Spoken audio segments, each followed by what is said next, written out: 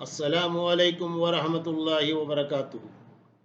نحمدہ ونصلی علی رسولہ الکریم، اما بعد۔ معزز سامعین، دوستوں، نوجوانوں اور بزرگوں اور اسلامی خواتین، لباس کے مسائل کی سیریز میں آج کا موضوع ہے مزین اور منقش۔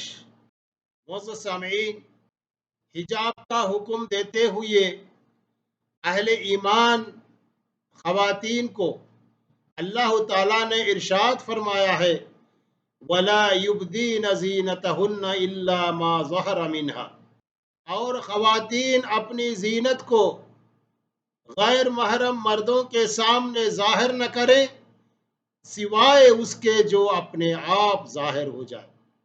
سورہ نور آیت نمبر 31۔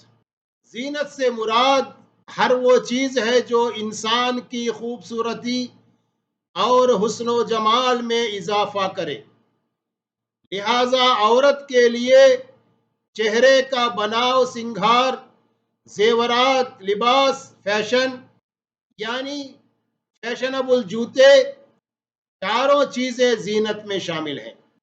خواتین کو ساتر لباس کی شرط کے ساتھ رنگین، پھولدار، منقش، مشینی کڑھائی والے، ہاتھ کی کڑھائی والے، زری والے کام، گوٹی کنارے والے، ستارے والے، ریشمی، غیر ریشمی ہر طرح کے لباس پہننے کی اجازت ہے۔ بلا شبہ اچھا اور عمدہ لباس مرد کو بھی حسن و جمال عطا کرتا ہے، لیکن عورت کو مرد کی نسبت کہیں زیادہ خوبصورتی، زینت اور حسن و جمال بخشتا ہے۔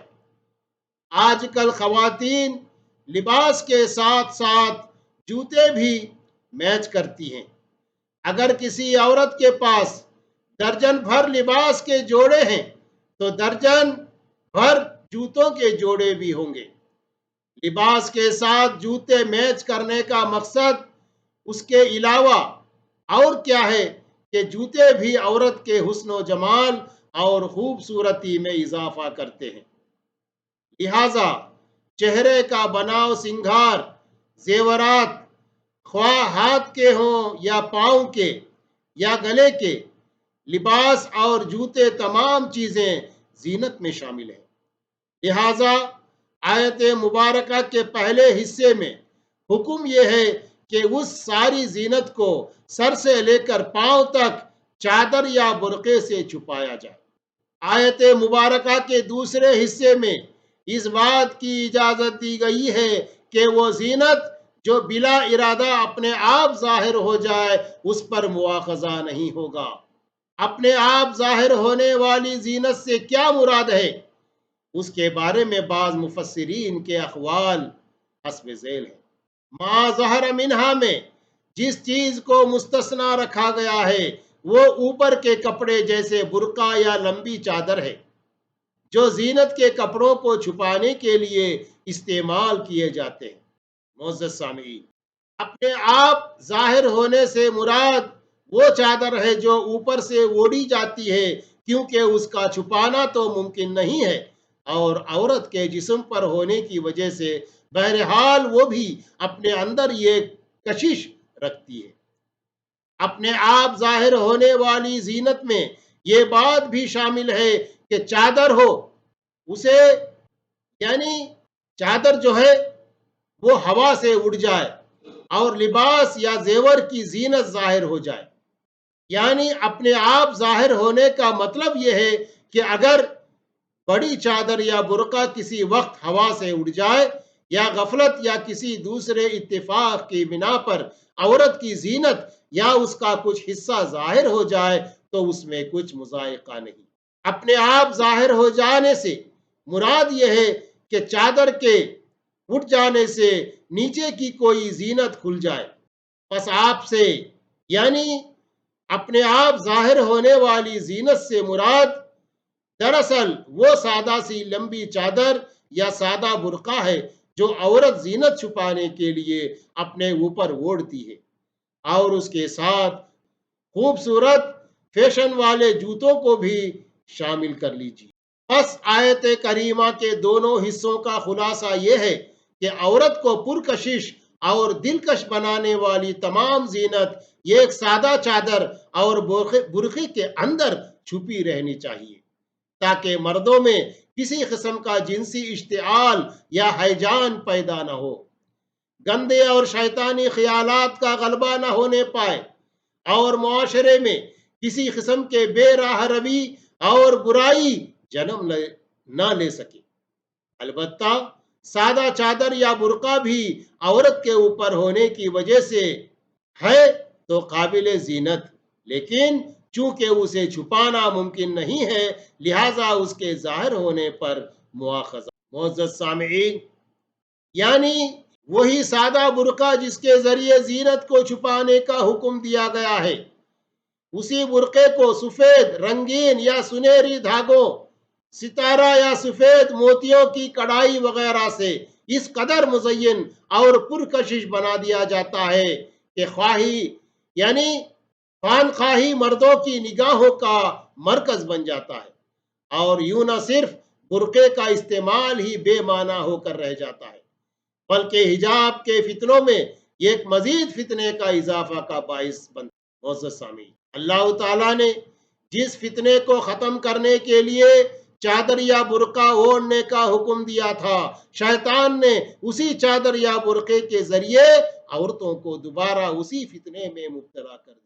قرآن مجید میں بنی اسرائیل کے جو جرائم گنوائے گئے ہیں ان میں سے ایک یہ تھا کہ اللہ سبحانہ و تعالیٰ نے ہفتے کا دن یہودیوں کے لیے مقدس قرار دیا تاکہ اس روز وہ عبادت کے علاوہ کوئی دوسرا دنیاوی کام نہ کریں، حتیٰ کہ خورد و نوش کے لیے مچھلی کا شکار کرنے سے بھی روک دیا گیا، لیکن ساتھ ہی آزمائش بھی کی۔ ہفتے کے روز مچھلیاں کثرت سے سطح آب پر نظر آتی، شیطان نے انہیں یہ ہیلا سکھایا کہ دریا کے کنارے گڑھے کھود لیں تاکہ مچھلیاں اس میں جمع ہو جائیں، اور ہفتے کا دن گزر جانے کے بعد اگلے روز انہیں پکڑ لیں۔ یعنی اللہ تعالیٰ نے بنی اسرائیل کو جو حکم دیا تھا اس پر بظاہر عمل تو کیا، لیکن اس حکم کے اصل مقصد کو پورا نہ ہونے دیا۔ معزز سامعین، بنی اسرائیل کے اس فریب اور دھوکہ دہی کی انہیں یہ سزا دی گئی، قُلْنَا لَهُمْ كُونُوا قِرَدَةً خَاسِئِينَ، ہم نے حکم دیا کہ بندر ہو جاؤ، ذلیل اور رسوا۔ سورہ بقرہ 166۔ اللہ تعالیٰ سے فریب اور دھوکہ دہی کرنے سے پہلے ہمیں ایک بار نہیں 100 بار سوچنا چاہیے، کہیں اللہ تعالیٰ کسی ایسے ہی عذاب کا فیصلہ ہمارے بارے میں بھی نہ فرما دے۔ ربنا لا تجعلنا مع القوم الظالمین، اے پروردگار ہمیں ظالموں کے ساتھ نہ ملانا۔ اس لیے مسلم خواتین کو، مسلمان عورتوں کو چاہیے کہ وہ برقع پہنے، یہ اسلام کا حکم ہے، اور وہ برقع سادہ ہونا چاہیے، لوز ہونا چاہیے، یعنی برقع منقش، نقش و نگار والا، چمکدار اور بالکل ٹائٹ، جس سے جسم کے اونچوں یعنی نشوب و فراز نظر آتے ہوں، ایسا نہیں پہننا چاہیے۔ اللہ تعالیٰ سے دعا ہے کہ اللہ تعالیٰ ہم تمام مسلمانوں کو، مومنوں کو، مرد و عورت کو، تمام کو جہنم سے بچائے، جنت میں داخل کرے۔ اس کے لیے ہم کو کوشش کرنا ہے، اس کے لیے ہم کو اللہ اور اس کے رسول صلی اللہ علیہ وسلم کے ارشادات کے مطابق زندگی گزارنا ہے، اور یہی چیز ہم کو دینی تعلیم سے ملتی ہے، کتاب و سنت کی تعلیم سے ملتی ہے، قرآن و حدیث کی تعلیم سے ملتی ہے۔ اللہ تعالی ہم تمام کو نیک توفیق عطا فرمائے، آمین۔ وآخر دعوانا ان الحمد للہ رب العالمین۔ السلام علیکم ورحمۃ اللہ وبرکاتہ۔